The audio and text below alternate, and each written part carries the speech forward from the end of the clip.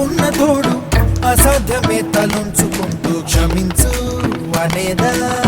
రేపుందని లోకాన్ని నమ్మి అలసటతో ఆగదు భూమి గిరాగిరా తిరిగేస్తుంది క్రమంగా మహస్థిరంగా ప్రతి కళ నిజమవుతుంది ప్రయత్నమే ఉంటే